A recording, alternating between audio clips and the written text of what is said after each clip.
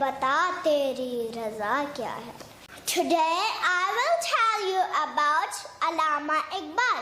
Allama Iqbal, our national poet and philosopher, born in Sialkot town on 9th November 1877.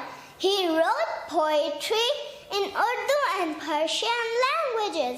This poetry is considered to be among the greatest of the modern era. His vision of an independent state of the Muslims of British India. Allama Iqbal, our national hero and poet.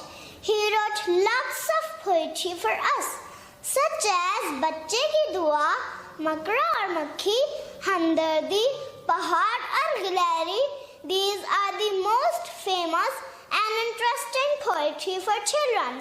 Allama Iqbal died in Lahore on 21st April 1938 and is buried near the Badshahi Masjid in Lahore.